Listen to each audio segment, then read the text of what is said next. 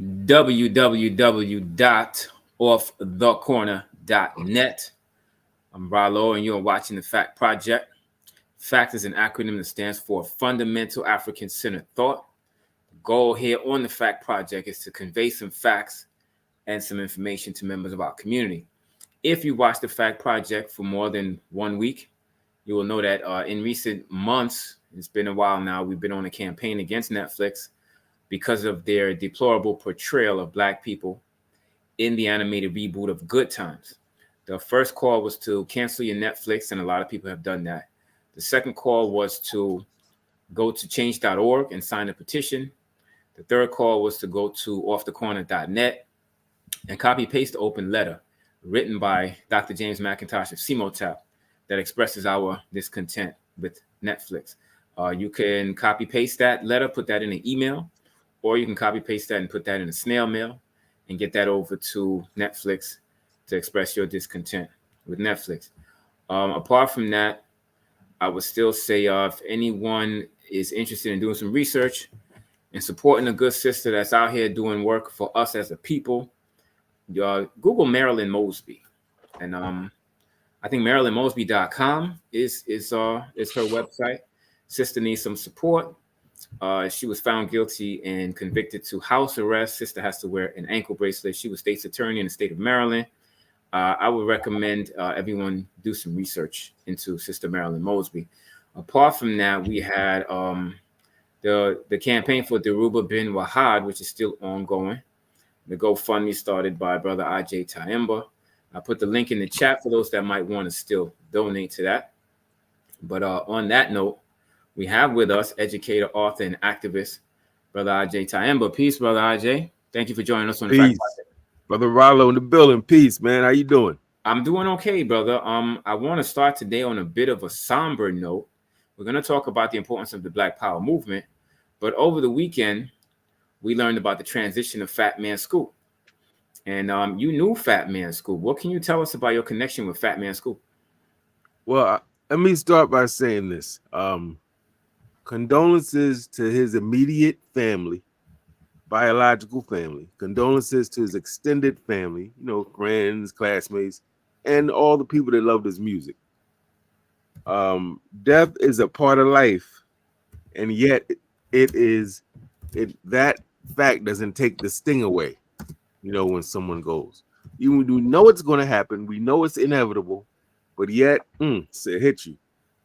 So me and Brother Isaac, as his government name was, go back to Cardinal Hayes High School. So we're talking about 1982.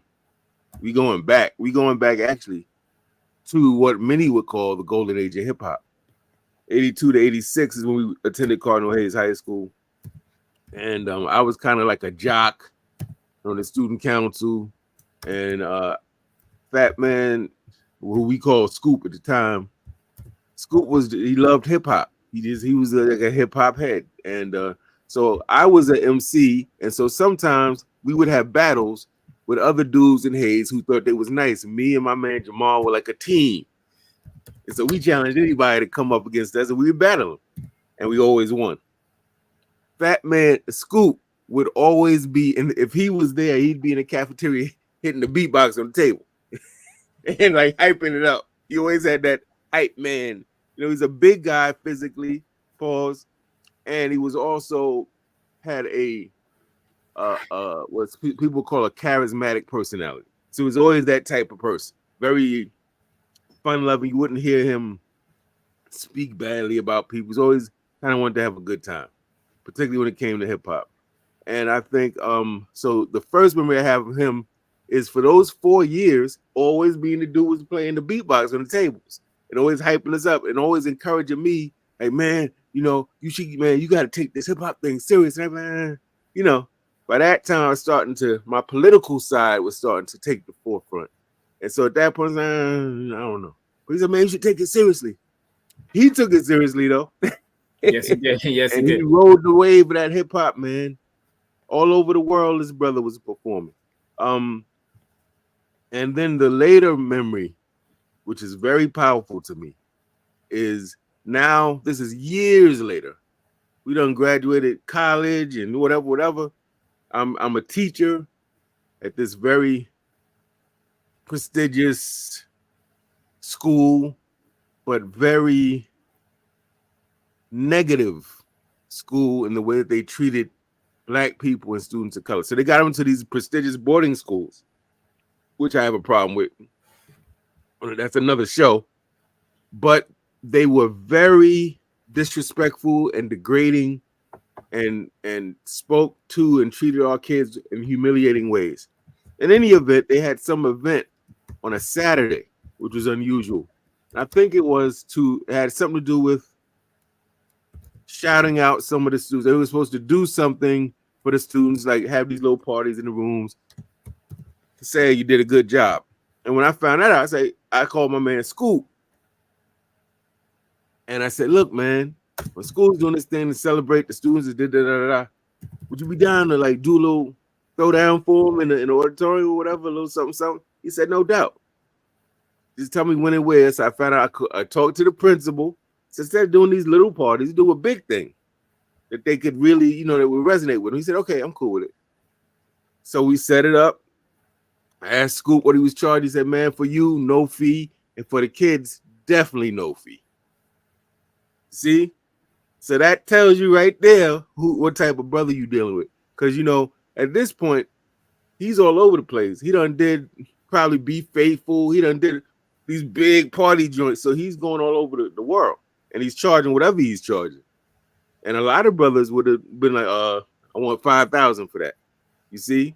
So that's the first thing. The second thing is, between him getting there on that day, before that, there was a breakfast for the students. And at one table, some students were unruly. So this is one of those white, zero tolerance. If you do one thing wrong, we gonna bring the hammer on you type of thing. Black people got to be overly punished. You know how that goes. So this one table was acting up. So the principal, because at one table, he says, all right, just because of that party y'all having is canceled. Mind you, this is like half an hour before it's supposed to start. Oh, wow. So I'm going to him like, Lo, you can't do that, man. That was that group. You can't punish her. That's not educationally sound. What is that teaching?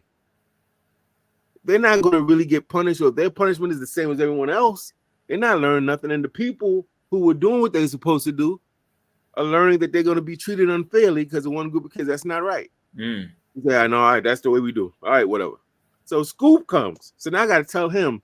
Now you got to think. Did he have to cancel a show to be there? Did he have to rearrange something that he's getting paid to do to be there? Possibly. So he comes and he hears this, and he's of course disappointed, but he's upset. And you can tell a lot about people by what upsets them. Mm. Is it something petty and ego-driven? Is it something like that? You did people like that? He was upset like I was that the principal, who's supposed to be an educational leader, would punish the whole school.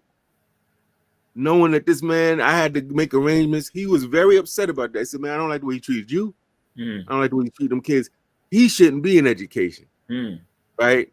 Right and exact. So he went and talked to him on his own. His principal took the same position. He said, yo, man, I'm sorry, bro. It didn't work out. Stay in touch. We'll see what we could do. And that was that with that. And then after that, every now and then he would call me. Be like, yo, I'm going to be over here. If you over there, man, I got some tickets for you, or I'll put you on the list. But it was the memory of the hip-hop when we was young and fun-loving. And it was his willingness to be there for our kids, man. And his willingness to stand up for the kids that most impacted me. Yeah, now you say you went to Cardinal Hayes. Is that correct? Yes. And that's a Catholic school? That is correct. It's a public Catholic or a private Catholic school? No, it's private. Definitely private. Okay, now that's interesting. You talk about Fat Man School. You also went to school there with super producer Diamond D of Diamond That's D right. and Psychotic Neurotics, Stunts, Blunts, and Hip Hop, Yes, right? That's brother Joe Kirkland. Yes. I think it's interesting that you met Fat Man Scoop at a Catholic school. You met Diamond D at a Catholic school. And Run DMC, unbeknownst to a lot of people, met each other also at Catholic school. So I think it's interesting. See, here's the thing about it that people may not see. Back then, I can't speak for now, But in the 80s, in the early mid 80s, you had a lot of families, they didn't have a lot of money, you know, and they was scraping their monies up. They felt that, oh, this would be a better education for their kids, right? They didn't know all about the curriculum of a Catholic school. They didn't understand the whole, you know what I'm saying, the pedagogy. They just figured when they was coming up in public school, it was wild. My father came up in Harlem, and, you know, they figured, oh, this will be a better, they won't be in disciplinary problems, won't be fighting, and it will be a high quality education. But people would assume that private schools, you know, is real dainty and doity and high sedity. But see, Hayes was one of those schools where there was people in that school that was thugging it out, family. I'm not gonna mention no names. There was people in there that was thugging it out. It just so happened that their parents felt that this was a good place to put them in school. You know, so during that time we had brothers, and you know, it's an all-boys school because the whole Catholic thing of separating the genders for education purposes. During that time, you had some brothers that after school were robbing people. Wow. Definitely jumping people. There was a dude named what's his brother's name? Joe. He did the Pee Wee Herman song. Remember that? Oh, Joe Ski Love. Joe Ski Love came to Hayes. He was God body. He didn't know them lessons. He could manifest them lessons, and he got a universal. Wow. Wow. You Which serious? means that the God bodies chased his ass from Hayes to the 2 train and bust him down. Wow. And his mother took him out of Hayes. So that's the kind, you understand? Yeah. So people, because they may not be able to understand the nuance, they may assume that because people go to this type of school, they're this type of way, or because they, and you can't do that with our people because there's a lot of nuance. Hayes is different now. Very I'm not gonna get into it, but they're different now. But back then it was hip hop. You had some brothers in there that was rocking people, robbing from people, but very smart. And this was in the Bronx. Articulate, maybe. This was in the Bronx, right? Yes, sir. Okay. Right by really close to 149th and Grand Concourse. So the children at Hayes didn't act any different from the children that went to Taft or Evander in the Bronx. Hell no. In fact, many of them had friends. In fact, Samuel Gompers was not too far. And so there were many times there were fights we had with Gompers or some other school. And then people have to understand the class dimensions. The presumption was, you know, we had to wear shirt, tie, slacks, and shoes, and a blazer or suit jacket. So the presumption is, think they on that. And the girls, a lot of the young ladies would be in front of Hayes after school let out. Maybe they were dating somebody in the neighborhood who went to Hayes, or they were attracted by, oh, these guys are dressed up. I don't know what it was, and that created a lot of, as you might imagine, some resentment. And so, yeah, we were fighting a lot. The Hayes, during those times. Now, and getting in trouble. Did Diamond D and Fat Man Scoop ever do anything together, being that they knew each other from the same high school? Now, that's interesting, bro. You know, I actually don't know. What I do know is Scoop I knew from the beatbox and being he's very funny, snapping on people and stuff, and having this huge personality. Joe or Diamond D, I actually had more of a relationship with, in the sense that he'd be like, yo, man, you dope. So he would invite me and Jamal to his house in the projects. I forgot where he was in the Bronx. And we actually recorded probably 3 or 4 tapes. Wow. Him cutting and me rhyming on it. Oh, no way. Yeah, that's way we going, like I said, way back.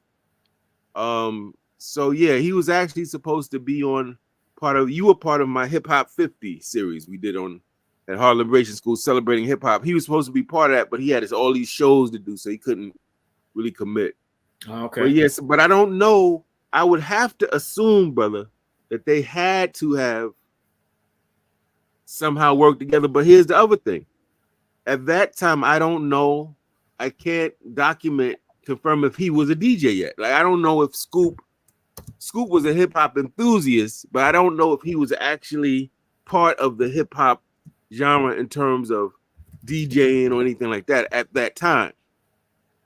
You know, Okay. whereas I know for a fact Brother Diamond D was DJing as all them 2 years we was in Hayes. So I don't know if Scoop got into it late or he just didn't let it be known that he was into that. So if Diamond D didn't know that, then they probably couldn't have had such a collaboration. Okay. Brother Jamel Fareed in the chat is reminding us that Diamond D was from Forest Projects. Thank you. You all right?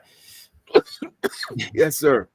So Forest Projects, you started coughing. You didn't have a problem with anybody in Forest, did you? No, I just had a problem with this coffee going down the room. I know. No, I never had those type of problems. All right. Either way, salute to Diamond D. He's in Georgia now, and respect and rest in power to Fat Man Scoop. Definitely right. Someone we can consider to be a hip hop legend because of the impact that he made with those huge party records that he did. And, that's right. And he loved our youth, man. See, it's one thing to say you was a good DJ and you dance, but it's another thing to say that you love our people. You love our youth, and it's another thing to say you will defend, you stand up for our people and our youth. So in that one incident I gave you, you see all of that at play. Yeah, we appreciate that story because you hear people on the radio, you might see them perform, but you don't know who they are in terms of their character, you know? So I'm glad that you highlighted that story. We appreciate that. Now, today's subject is the importance of the Black Power movement.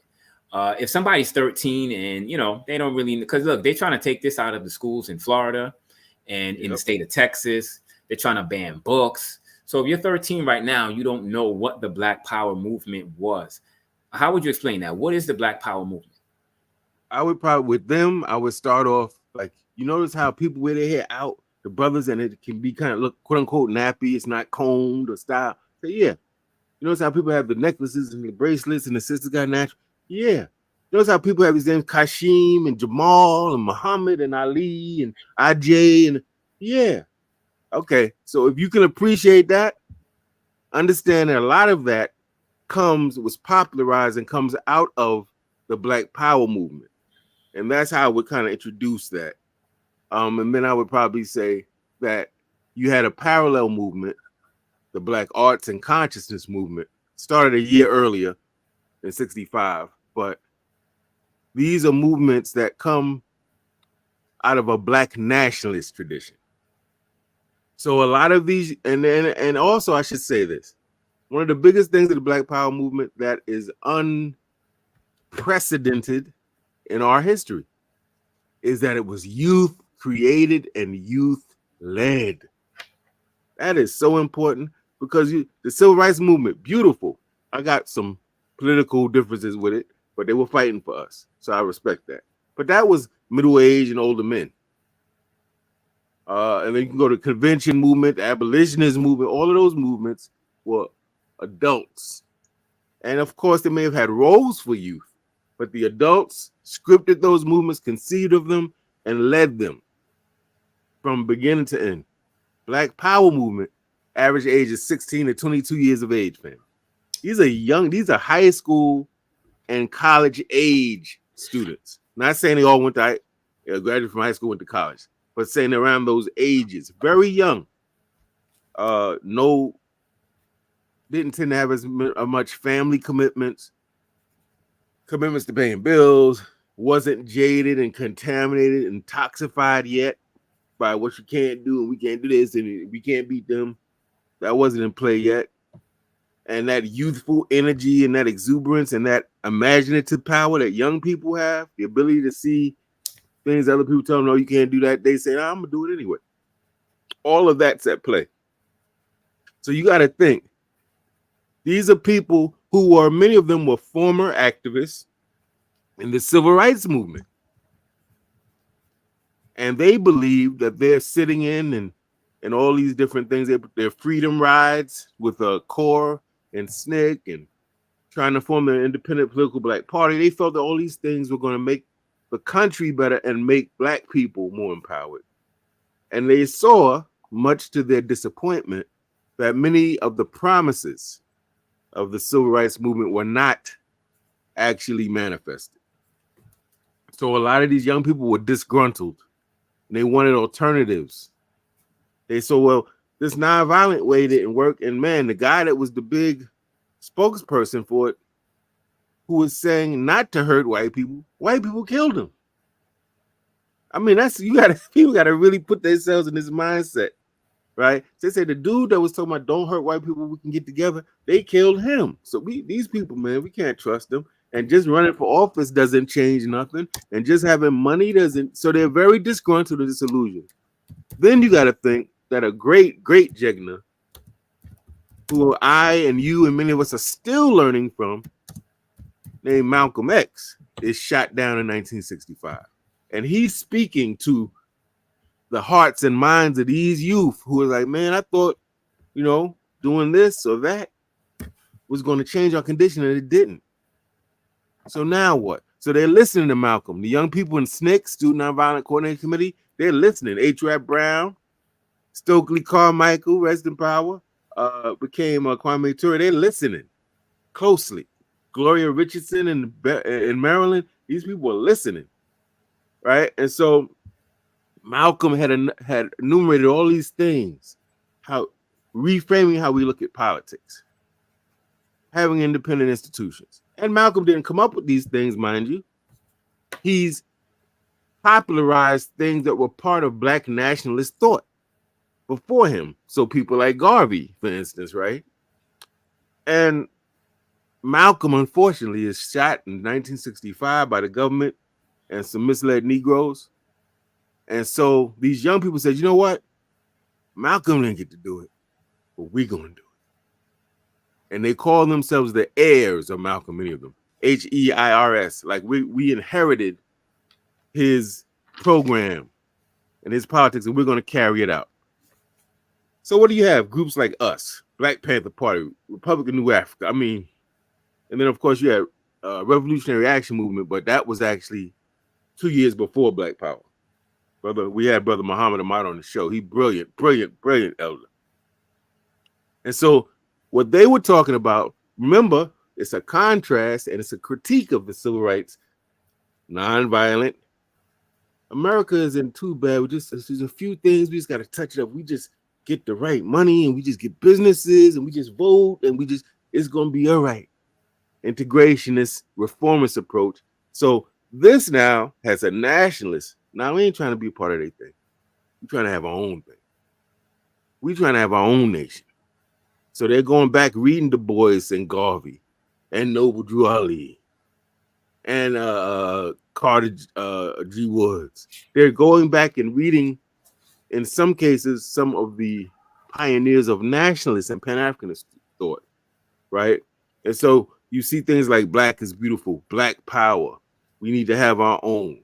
We need to have our own. If we're going to be involved with politics, as we're in the country, so if we're in this country, we're affected by the politics of the country. So to be not involved completely is kind of a defeatist position.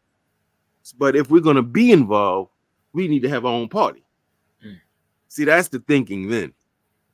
Very take charge. And these are young people. People need them. They're feeding people, man. They're getting money, not from the government, no grants, no going to them. They're saying if this is going to be right and exact and independent, and if we're going to lead it, it got to come from us completely. That means the money and everything. So these young people who are able to go in their own community, get money to fund their own ventures. I mean, it's really nothing short of amazing. If we didn't have proof of this, artifacts and stuff, people might think I'm making this up.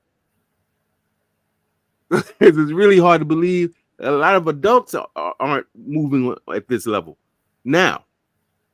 So to tell people that, years ago, it were young teenagers and 20-somethings doing all this, it is amazing. So you also had people that were cultural nationalists, changing their names like Malcolm, adopting different religious worldviews, like Islam predominantly and others, wearing African garments, dashikis and geles and things of this nature, visiting Africa, naming their children African names. I mean, it was just a whole movement.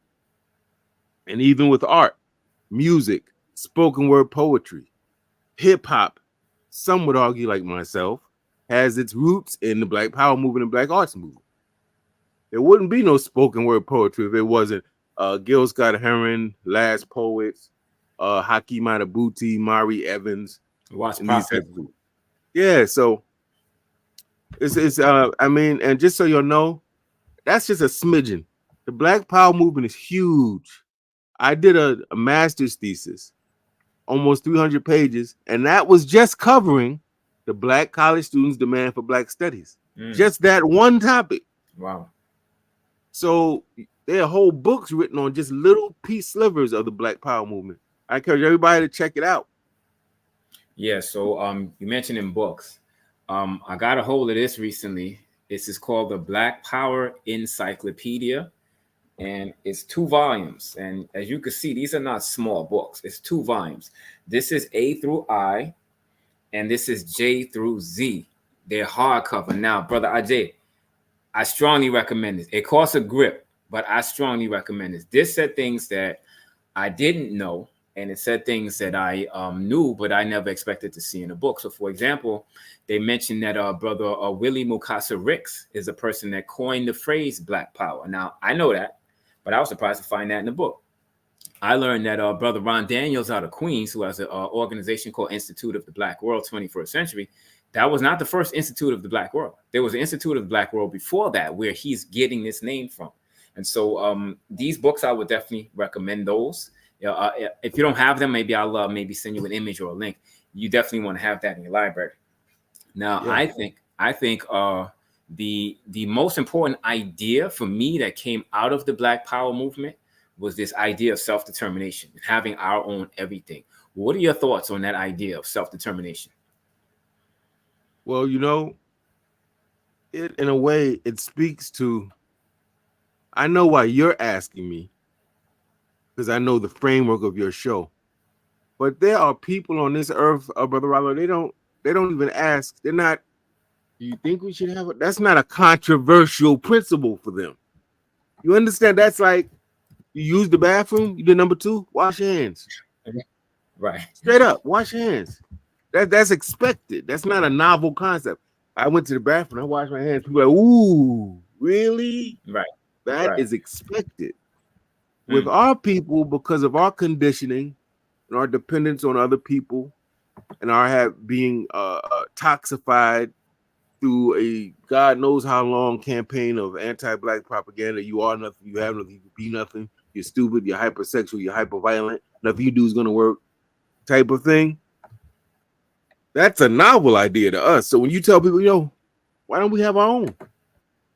Right? That comes off as this, well, where's this dude or this sister from? But that, for most people, that is the natural orientation. And if no one believes me, just do a study of all the revolutions that have occurred on this planet for people being colonized, oppressed in some way, the victims of imperialism or cultural imperialism, and said, I'd rather die or kill before I let another group dictate every single part of my life. I mean, it's, if you think about it, Brother Rollo, it should be a natural sort of thought, you know, but I think our people have been put through it. Other people have been oppressed, don't get me wrong, but I think in terms of that psychological piece, we've been put through it far worse than other people. So you have a lot of pushback. We have pockets of great patriotism in our community. You know, when you say, man, we should have our own national Black political party, or we should have our own schools, or we should have our own after school programs. It's like Malcolm with that house Negro, field Negro analogy. What you mean? Go get away from me. What you mean get another party? What you mean have our own? Where do we eat? Where we gonna eat better than we eat here? Where we gonna learn better than we? Yeah, I know they're not perfect, but nothing's perfect. You'll hear all types of rationales. Now, myself, I'm a pragmatic revolutionary nationalist. I understand we need to have our own nation, but we're here, right? So because we're here and we're colonized, there's certain compromise decisions we have to make as we work to be free. But I'm always thinking about freedom looking like self-determination, sovereignty, being self-governed, making our own decisions, not having to ask permission from other countries, being able to do business openly with other countries in the world, which you is the more difficult to do as an individual when you're not part of a nation. So for me, these young people were right on point with this idea, nationalism. Let's get our own. Okay, so I think it's interesting that Brother James Lance Taylor, who is a poli-sci professor out in the state of California, he's from New York. He said that going into World War II, Black people were Garveyites for the most part. You know, we had that kind of mentality. So, for example, we had Black Wall Street and maybe 60 other towns that were similar. These self-sufficient, autonomous Black towns. We had Seneca Village here in New York City, in what's known as Central Park now. We had a lot of Black towns get flooded, and they were made into man-made lakes and so forth. He said we went into World War II as Garveyites with that kind of do for self, have our own everything mentality, and we came out of World War II integrationists. Did you find that in your research? Well, this is the way I would respond to that, because political movements, when you see them on news clips, they're so powerful. The music, the imagery, you see thousands or hundreds of thousands of people at a rally in the Black Power. So it looks like every Black person in the country was in that movement. But the truth of the matter is that usually these movements represent a minority of the community, right? So I have a good friend who's an anchor woman who wrote this book about her family history. She said when she asked her grandparents as a young girl, "Oh wow," when she learned about civil rights movement, what happened? Tell me about the civil rights movement. And they looked at her like, "We wasn't in that." But what about that? Well, we didn't believe what he was talking about. We wasn't following that.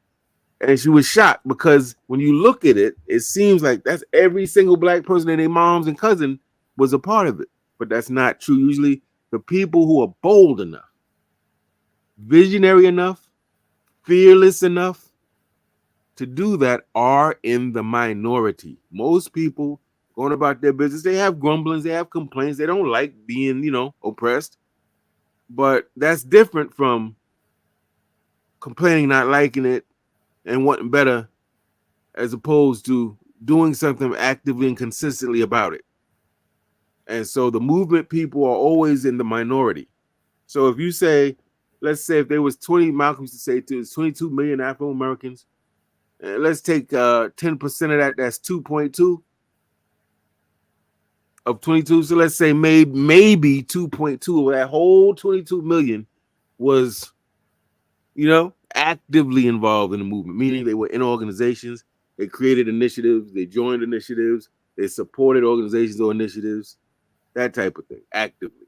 So yeah, I don't know if I would agree with him, but I am not in a position to disagree with him. I would just say I think when you look at the artifacts, it gives it an impression that everybody was down, and that's not true. Just look at Black Lives Matter. Look at any movement you see. How many people are actively involved with that versus the people like me? I wasn't actively involved with it. I was like, oh, okay, that's interesting. Checking it out on TV, talking about it, but I wasn't. You know what I'm saying? So that's how I would look at it. I think from what I'm getting from what he said, I think the gist of what he was saying says that prior to World War II, we had our own everything because we had to have our own everything, right? The idea of integration wasn't there. We didn't have a choice. So integration was not a thought in our head. We were doing for self because we had to. Subsequent to World War II, now comes this integration kind of a mentality. So not saying everybody was in the Garvey movement, but this idea of doing for self, this idea of self-determination, it was like what you said, it was normalized. It was what we did. So after subsequent to World War II, now we want to integrate, thinking that integrating with our oppressor is freedom. So that's where I think he was going. You titled a video recently, Why You Should Study the Black Power Movement. So what would be the answer to that question? Why should we study the Black Power movement today? Number one, because they had, I believe, in my opinion, that their focus was right and exact. Their focus was about putting band-aids on the billion cuts that America had. It wasn't on reforming America piecemeal. It wasn't on teaching white people we're humans too and we bleed just like you. It wasn't. The focus was on what do we need to do for ourselves? What do we need to do for ourselves? Self-determination. Number two, at a time when we associate leadership and being visionary and making change with adults, and typically older adults. This is reminding people of one of the most powerful, dynamic, informative movements in our history was led by young people. And we have so many artifacts from that. Like, for instance, everybody's going to college now. And they could take Black studies or Africana studies or however they may name it. That's because of young people who demanded it all over the country. That wasn't old people that demanded that. In fact, it was the young people who put fire to the old people and made them, facilitate the creation of Black studies. It was young people that got old Black people who had these mythologies about skin color and colorism. It was really sick in that way. It was young people that challenged them. And it's the reason why now you see Black, dark, beautiful chocolate sisters on TV and dark-skinned brothers in the movies, and nobody's going, ugh, they look ugly. Now they're now sex symbols. Well, that comes from a period of time. People like Alambe Brath, right, and Ajaz, and I think it was called the Grandioso models. He had a whole bunch of dark-skinned models and natural hair. Grandessa models. Yes, so those are young people who did that, and we have to be clear so they don't get robbed of the legacy they left. We have a lot to learn from our young people, and those of us, like myself, who are middle-aged, who have some history of activism and this and that, trace us back far enough, and you're gonna see we as young people, just like them, will raising some of those same banners. We're older now, but we started as young activists. So I think it's important for that reason. I also think it's important because of all of the different, first of all, the critique of the mainstream movements. So we had beautiful movements that fought for Black liberation, but in those movements, there was still this idea that we had to do it like white folk. We had to come from a white orientation or lens, how we looked at the world, how we dressed, all of that. And this is one of the first movements that said, we got to look at things differently. We can't look through their lens. Their lens isn't necessarily any better or more accurate than ours. So if you think of a person like Amiri Baraka in the Congress of African Peoples in Newark, New Jersey, or Karenga, Roland Karenga, us. And by the way, that's not United Slaves. No, it's not. Us means us as opposed to them. Collective pronoun us. United Slaves was an FBI trick. But anyway, if you look at them, these are people that are brilliant. I mean, Karenga got 2 PhDs. Let's be clear. He wrote basically the standard textbook for Introduction to Black Studies. Created a holiday. What other movement do we know of in this country where the people in it created actual new holidays? I mean, think of Black Solidarity Day comes out of Black Power movement. Although that's mostly because that was in New York. It's mostly seen as a Northeastern tradition, but it's now national. Kwanzaa comes out of Black Power. People Black need August to really say again. Black August also. Black August, that's right. When we look at our brothers and sisters in captivity and their revolutionary potential and trying to get them out of captivity and things of that nature, George Jackson, Jonathan Jackson, yes. All of this comes out of Black Power. You don't see that. That's unprecedented.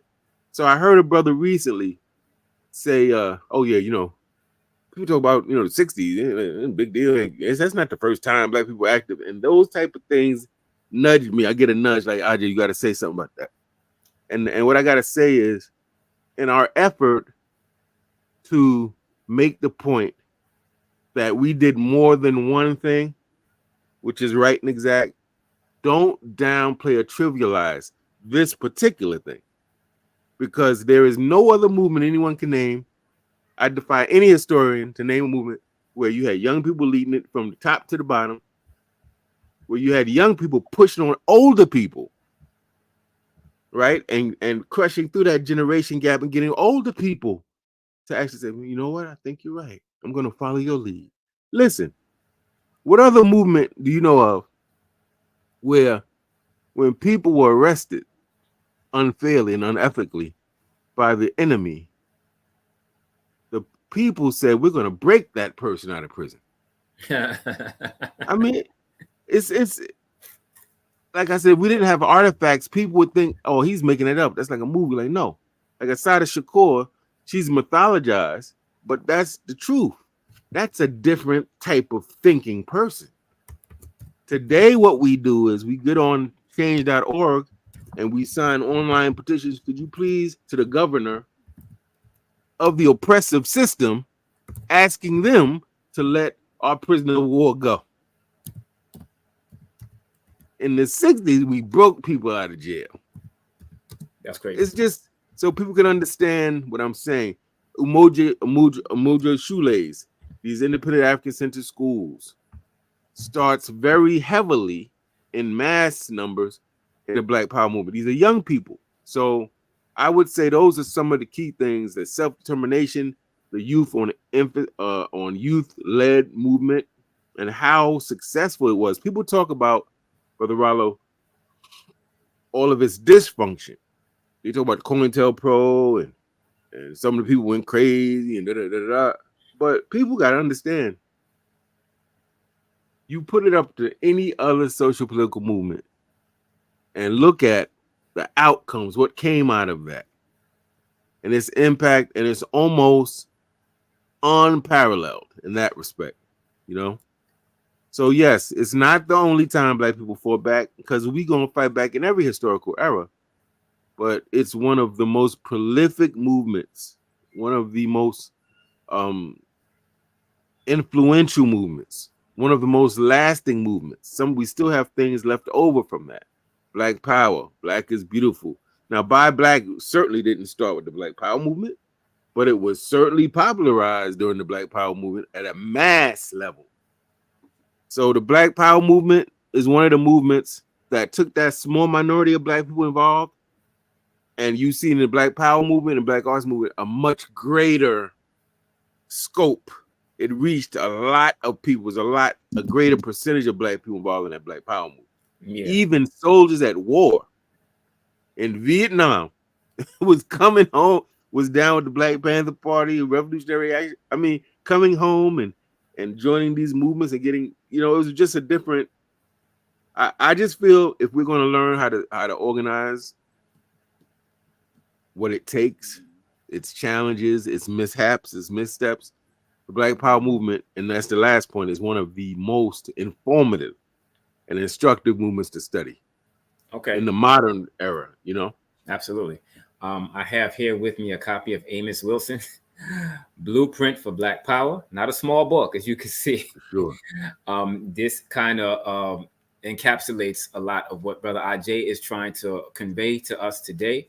This is another book that I would definitely recommend. Amos Wilson was an African-centered psychologist. Brilliant brother. His analysis was spot on. Brother Agyei, go ahead. One last thing. It's one of the only movements I know where we even were challenging our religion. Right. The other movements were just Christianity. Nothing wrong with that. But this was a movement that said, well, wait, we got to challenge that. If we're going to talk about Christ, we got to know that man was not white. Boom. That's a huge atomic bomb. Absolutely. Huge atomic. People still arguing that. People still don't want to admit it. Black preachers. Yeah. But that's a fact. 2, he was revolutionary. He wasn't a reformist. I just heard the pastor in the church of my upbringing yesterday say that. I was like, wow. First time I heard a pastor say it. Jesus wasn't reformist.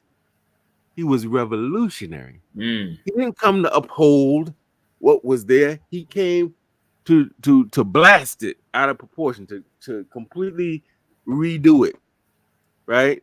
And then you had Black liberation theology. So James Cone, Reverend Albert Cleage, who Malcolm touches during his message to the grassroots conference in Detroit. Got this man changed his name to African names, creates the Shrine of the Black Madonna. Now we got preachers who understand, okay, we can do the Christian thing, we can do Islam, but we have to Africanize that. It has to have a perspective that speaks to us and our condition. It can't just be what's going to happen when we die. It can't just be no matter what, somebody hit you, you turn all the way around, let them hit you over there too. It got to be no. It got to be something that speaks to us economically, politically, and so forth. Yeah, I think also the idea that the story of Jesus was just an allegory was also something that was bubbling to the surface Absolutely. during the Black Power movement. Now, there's more questions I could ask you about that, but we do want to touch on the new book. But last question on that, and then we're going to go to the new book. Richard Nixon, the election of Richard Nixon was the white backlash to the gains made by Black people during the civil rights movement. If you would, really quick, what was the white what was the white backlash to the Black Power movement? Because the Richard Nixon presidency was for a portion of what we consider to be the Black Power movement. So what was the white backlash to the Black Power movement as opposed to the civil rights movement? I think it was a consolidation of who the people we call altering white conservatism. It consolidated them. It made them say never again. And it led to things like the Heritage Foundation, which created this Project 2025. So in other words, they said, okay, legislatively, we got to make sure this never happens again. We got to take power away from the judiciary and the legislative branch and put it all in the executive branch. We have to have more of a dictator or authoritarian form of government. We got to slash these government programs. We got to get rid of this money for these Negroes who can't eat and can't get medicine. That's on them. Because it's kind of like the nerve of you.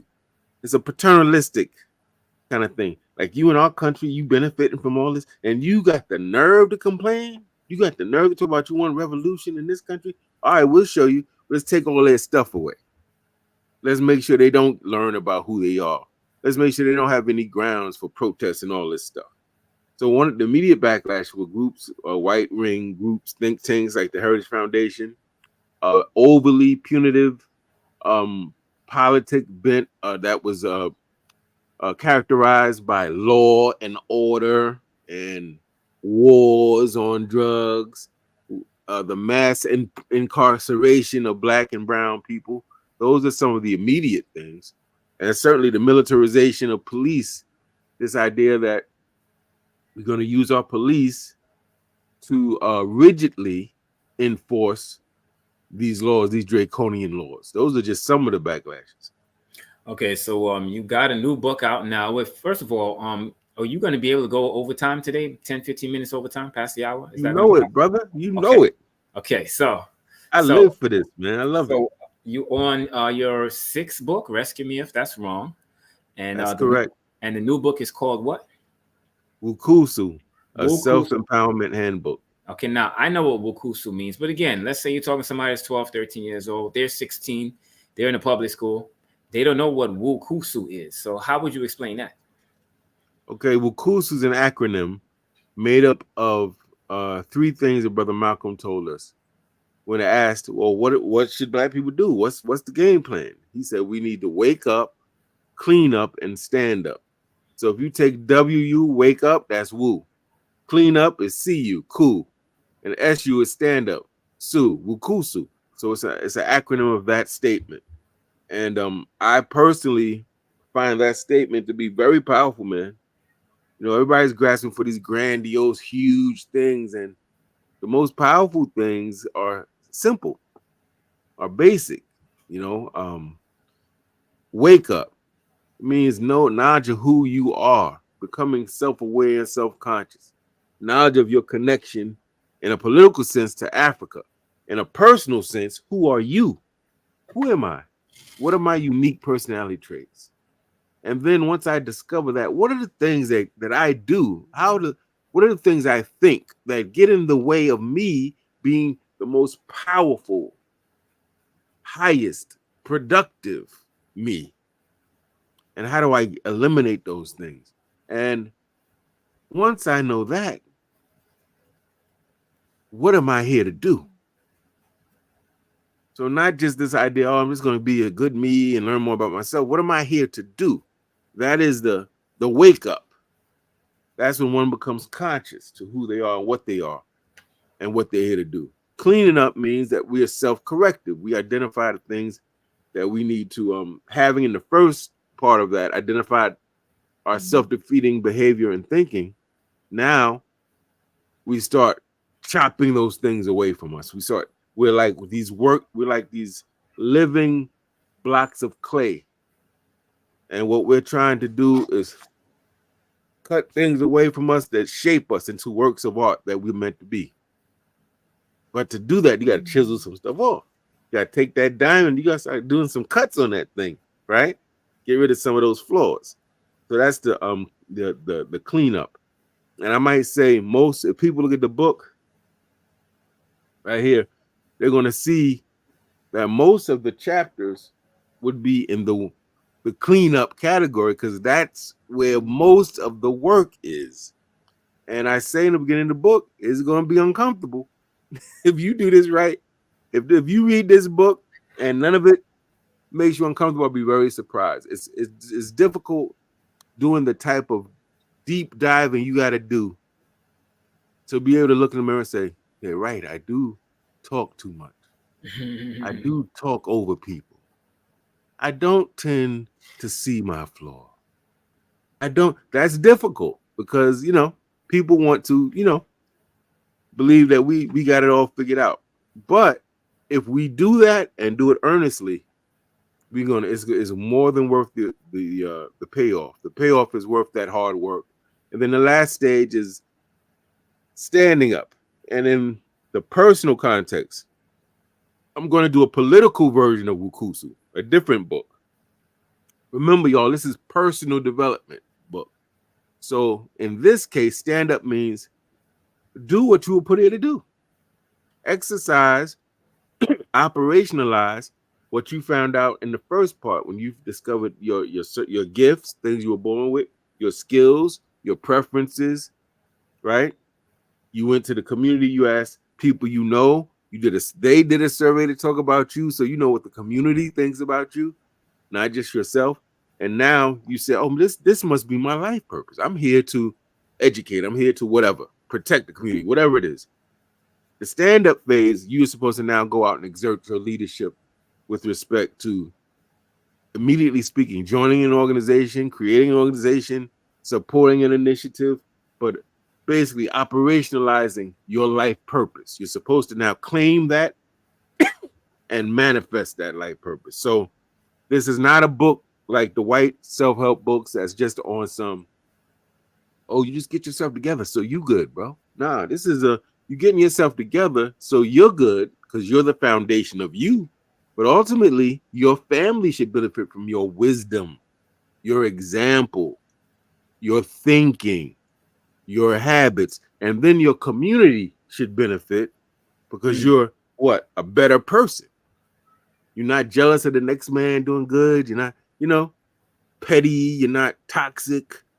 You worked on some of those things so you could be a better community agent for the community. So I connect what you're doing for yourself to what you're doing for your community. And that is what probably makes the book different in that genre of literature. So as it relates to self-help, this is no chicken soup for the soul. No, sir. Okay. Nope. Now, you mentioned self-development and self-help. And the first concept there was wake up. Now, I say before you stand up or clean up, you have to be awake. And so does wake up also include knowing the history, heritage, culture, and philosophy of African people? So, for example, we didn't learn about concepts like Ma'at or Ubuntu or Umoja and some of these African value systems. Is that part of the wake up? That's definitely part of the wake up. But I will say that in this book, I'm trying to differentiate. I'm trying to, in the political version, because Wukusu manifests itself slightly different politically than it does in terms of self-empowerment. But definitely knowing who you are. I think I said that, at the outset. Knowing who you are, where you come from, whose you are, what you're connected to. Absolutely. Now, does the wake up, clean up, and stand up also involve electoral politics? Because we're in election year now, and everything is centered on electionism and propping up the system by going to vote yet again. Does your book touch on this subject of political electionism? Nope, it doesn't touch on that at all. But Okay. I think one way to look at it is wake up in that case would be standing. How do you advocate for your community to have the resources it needs, or the parks or the streets to be clean, or to have vibrant schools in your neighborhood? And if you live in a country like the United States, and local politics, and to some degree national politics, affects those things where you live, then you're within your right to engage those things. So nationalism, and I am a nationalist, has to be flexible enough to understand, see the world as it is. And then, so as we say, this is the world I want it to be. This is how I want the world to be. We gotta be able to see, this is the world as it is. Where am I located? I'm located here in the belly of the beast. I'm colonized in the belly of the beast. I'm going to use the tools I have to use to make sure my kids have the best chance, my family has the best chance, my community has the best chance. But I'm not here to make America great again, if it ever was. See, that's the difference. I know why I'm doing this. Right? So I know who I vote for, and where I send my money if I'm doing charity. I know what I'm doing it for is to make us better. And sometimes those things will seem counterintuitive. But the thing that separates people is the why. Always. What is your intention? If people are voting because their intention is to make America pro-black, then they're going to be sadly mistaken and hurt. That's never going to happen. Yeah. Right? But if they say, man, this is a tool we can use for now, we can get certain concessions out of it, that's why I'm doing it. Okay, that makes sense. But remember, family, we nationalists and Pan-Africanists are thinking of the end game. The end game is not to get our pawn to the other side of the board to celebrate that game.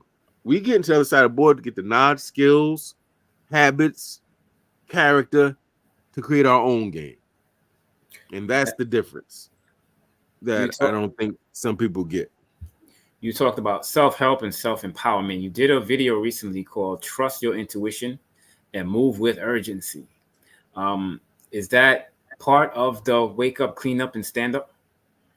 Well, I didn't mention that in the book. So for those who don't know, we have a YouTube channel called Harlem Liberation School. We got like probably over 300 videos. I talk about a whole bunch of stuff. We got some of our leading and most powerful and productive intellectuals, artists, and activists.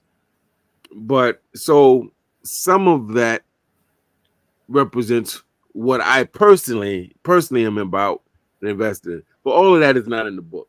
You know, Okay. This book, this book is very clear. It's about giving people, taking Malcolm's outline and Asada's call. She said we can't just change the system. We have to change ourselves. And some of us get in this movement and we forget that.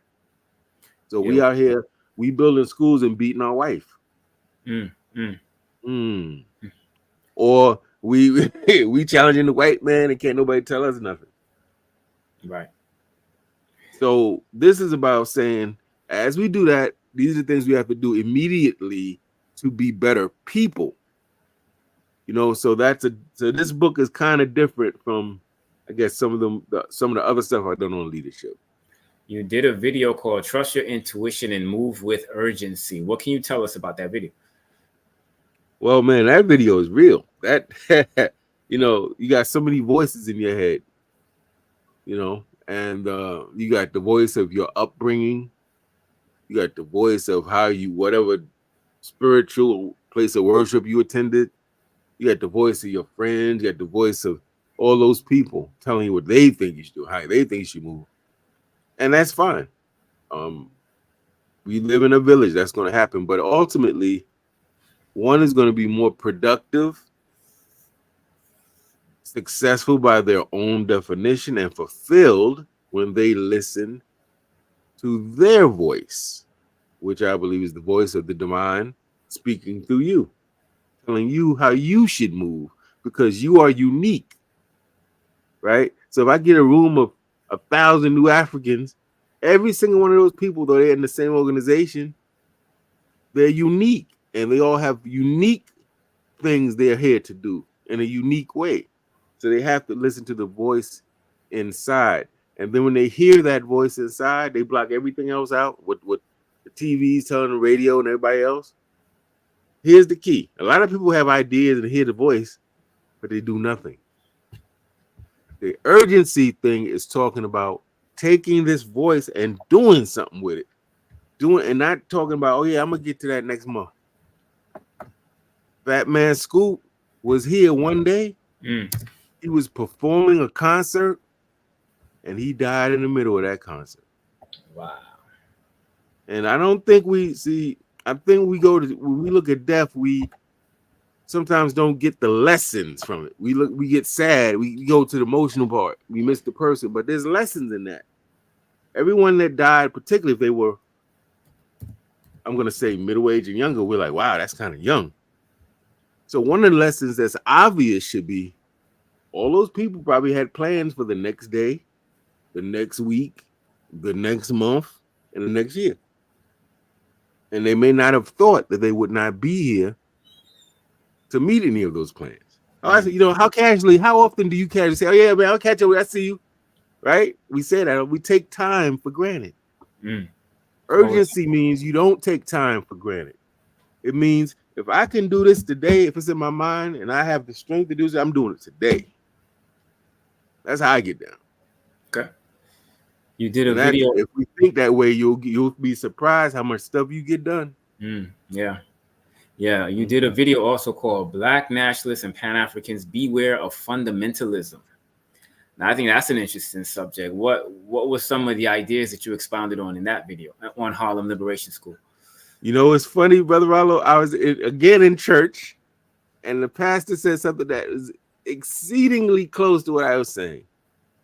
He said, don't get caught up in tradition. Tradition's there for a reason, gives you structure and guidance, but you got to know that don't get too caught up in the tradition, right? That you're unable to move effectively. Of course, he coached it in terms of you don't hear God's voice. The way I coach it is your ideology. Don't get so caught up. I'm a nationalist, and nationalists do A, B, C, D, E, F, G, and nationalist enemies are A, B, C, and nationalists have to do it this way, that you're unable to adapt to a changing reality right in front of you. You're unable to move because you're stuck on, well, no, this is how we got to do it. So the thing that is there to liberate you now becomes the thing that enslaves you. That's what that's about. So if people, I hear a lot of people throwing the word fascism around. Nobody defines nothing, but they throw in one, narcissist, fascist. Nobody defining it for you, though. So everybody could be that, right? No. A fascism is an extreme patriotism characterized by extreme violence, extreme no tolerance for dissidents or people with a different way of looking at things, killing people, imprisoning people who disagree, extreme patriotic calls for what we have to do this for our nation. Fascism is nationalism to the nth degree in a negative direction. I don't know if people understand that. And fundamentalism is when you take a religious belief or political doctrine and you believe it literal, with you're not ever going to deviate, you don't adapt, you don't adjust, and you judge people on whether they interpret this as literally as you do. Hence, this is why you got people say, "Oh no, you can't kill." The Bible says thou shalt not kill, and abortion is killing. That's wrong. You can't do that. That's a fundamentalist belief, an inability to be able to have nuance. Say, well, no, this is not the same as the type of murder they're talking about. This is a little different, right? And so what happens, we have, not getting into that link, but we have liberation movements that started off nationalists or revolutionary nationalists and became fundamentalists and wound up killing millions of their own citizens. I'm going to use a Asian. Let's say somebody like Pol Pot from Cambodia, and kills millions of people and got people eating. The country is so destitute because of his belief, sticking to this ideology. Terrible economic plan, terrible business plan, but it's the ideology. And now people are starving so much that in Stalin's case, people are eating tree bark and eating earth. The citizens. And he's killing the citizens because they have disagreements. That's not good. That's, and nationalists was to say it can happen with us. We have Rwanda. That's fundamentalism. It creates this hatred, the Tutsis and the Hutu, and it's like, oh no, you guys do this, you're the enemy, and we have to exterminate you. So now we're ethnically cleansing people. That's not. I'm not here to kill nobody. I will kill you if I need to, but I'm not here to do that. My goal is to make the world better first for me and mine. And I would like everybody to be safe, have education, be able to work. Everybody, but starting with mine. But when it becomes, oh no, we gonna kill all of y'all. Now we're becoming like Yorugu. Yes, yes. And I'm glad you said that because you mentioned Rwanda. In Sudan, you had two groups that came together in one accord to overthrow the government, and they did that. Now those two groups are at war with each other for who's going to have centralized power. And so, it's and the great Dr. John Henry Clark talked about how when Africans went to war, there was a certain civility in warfare. You didn't fight to the death per se. If I defeat you in war, you join my nation, which makes my nation bigger and stronger. Now they're fighting to the death. So they are thinking and acting like the Yorugu because they've been influenced and impacted by the behavior of the Yorugu who came in to take the mineral wealth and so forth. So I think you make an excellent point. Now, also recently did another video called It's Time to Organize, Build, and Resist. I like this idea of resistance. What are some of the topics that you expounded on in that video? Well, it's saying that when you, again, being able to adapt to what you see in a peacetime scenario. Peacetime scenarios when you build, you working on in-game stuff. Oh, let's expand our school system. Or let's put more money into this. Let's look at new ways of dealing with technology. But what if you at war? At wartime, you got to adapt to war. So I made the point in the video, the United States didn't continue business as usual. They were neutral in World War II. But when the Japanese bombed Pearl Harbor and killed damn near 3,000 people and destroyed these naval ships and all that, America had to now say, oh, well, we in war now.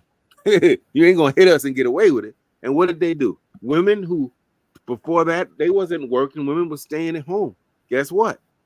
They bringing millions of women into the workforce. Factory workers to build airplane parts and truck parts and wheels and uniforms for the soldiers. They had to ration food. They had to people could only get a certain amount of certain types of food in the country. I don't know if people know that. Certain types of rubber, certain types of plastics. It was rationed because they needed those supplies for the war.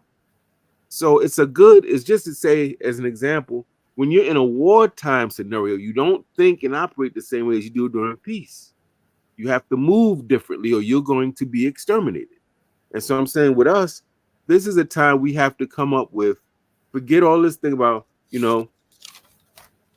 don't believe every single political thing I believe, so I can't work with you. Like, yo, people are moving against us.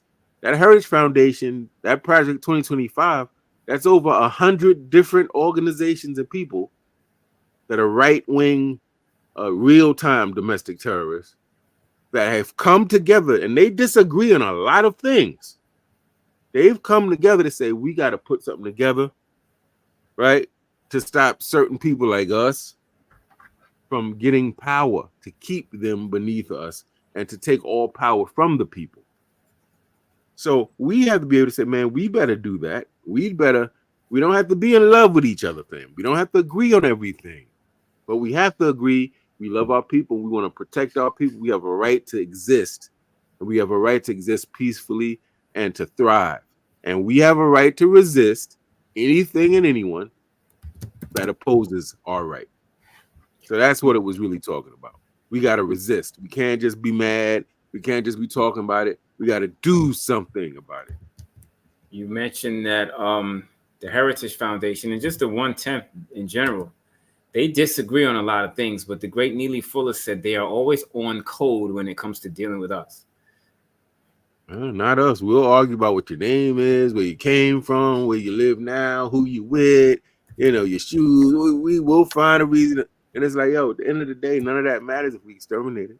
Yeah. So now you we all locked up in prison or some work camp. So let's put the priority in front of us. And you know what's interesting, Brother Rollo? What I found was that people when I was younger that I so-called didn't like for some petty or light reason, after I worked with them on a campaign, like, yo, I thought you was, and they say, I thought you was, see, you had misunderstandings about people.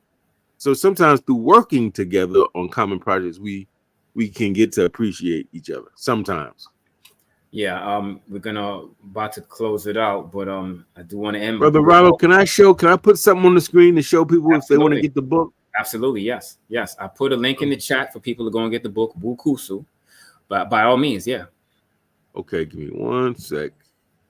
Either way, while you do that, I do want to mention that the great Omar Wali Malcolm X once said that the 1/10 is our enemy. He said many of us don't think so, but he said time will tell. So the operative word there is enemy. The great Dr. Frances Cress Welsing in her book, and Malcolm said that in a speech called Message to the Grassroots. I'm sure you're very familiar with that. The great Dr. Frances Cress Welsing said that racism, in her book, The ISIS Papers, she said racism is war on Black people. And I think what you're saying needs to be highlighted, the idea that we need to see our situation in the system of structural racism, which is based on the myth of white supremacy, within the context of warfare, if we are able to transform the condition of the group. So now you're sharing your screen. It says any questions or comments. So continue from there. Yeah, it's just a screen I use in a presentation about the book to let people know. Some people don't like supporting Amazon or ordering things through Amazon, and some people want their book signed. So if you're one of those people, you would like to get the book and you want it signed, you don't want to go through Amazon, you can get it from me directly, but that would mean that you have to hit me up through Cash App. I have my handle there, True Self 143. True Self is spelled without the E, but true, right?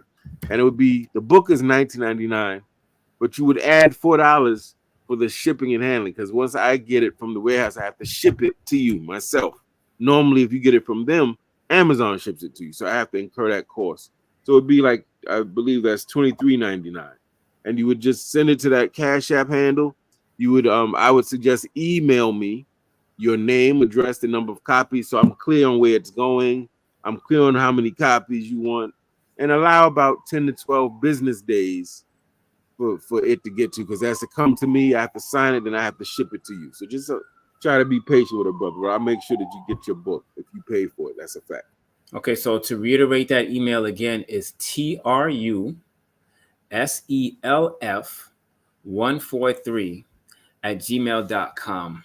Put that in the chat. truself143@gmail.com. Definitely email Brother Agyei so you can get a hold of this book. I haven't gotten the book yet myself, but I do plan on getting it inside the next couple of days. But if it's half as good as any other book he's ever written, this is going to definitely be off the chain. So hit him up with that Cash App through that email. True Self, truself143@gmail.com. Brother Agyei, I put the link to support Brother Dhoruba bin Wahad also in the chat. The GoFundMe is there. The link for Harlem Liberation School on YouTube is there, and what's the other one? Oh, Linktree. The link for Linktree is also there. So definitely go and support this brother. He's been in the trenches for a long time. He's been a long distance revolutionary for our people, and he's writing books. He's putting this information out for us, so he's making it easy. So I would say definitely hit up brother Agyei, TRUSELF143 @gmail.com to get that new book. Brother Agyei, in closing, is there anything else you want to add? Yes, sir. Just want to reiterate what I'm about, what I've tried to be about, what the book is about. Ukusu, family. Put the ego, drop the ego. Think about your parents. Think about their struggles. Think about what you remember going through as a kid. Think about the community that you remember. Think about the community you see now. Do you think our people have come, are doing better? Are the things you want to see better? You can be part of that, but you have to commit. You have to commit. This can't be you dilly-dallying. Like, commit to it. Whatever you commit to, think about, and work towards, you will become. And so we have to work on getting ourselves right, family. And I don't mean that you read the book and you take 30 years to work on yourself. I'm saying that as you work on yourself, we got to be working on our community. We lift as we climb. But that's very important. Don't think it's just about banging on white folk all day. We got to look at what we're bringing to the table. We got to ask ourselves, honestly, can I do better? Can I be better? Can I think better? Can I treat people better? And can I treat myself better? And that's all I got to say, man. Thank you for this, man. I look forward to these Mondays, good brother. Yeah, thank you, man. I look forward to you because you always bring it, man. I appreciate you. No doubt. And yeah, so go to Harlem Liberation School on YouTube and email brother Agyei, TRUSELF143 @gmail.com and get that new book. So, brother Agyei, I want to thank you for joining us again, brother. And we're gonna bring you back next Monday and next month so we can lay out and talk about these topics, brother. Yes, sir. And until then, I'm gonna work like there's no tomorrow. Okay. Whatever you want to do, family, don't put it off. Time will escape you. You got to tame your time. Yes. Or it will tame you. And you know what? I want to give a shout out to the Fact family, everybody that was in the chat also, because we got a lot of positive response to some of the things you said. So we want to thank those people for taking the time to even make an effort to say something in the chat. So Asante Sana. Yes, Asante Sana indeed. So, brother Agyei Wakusu, brother, until next month, man. Wakusu, brother, have a blessed day, man. All right, blessings to the family watching. Peace. Most definitely. Peace.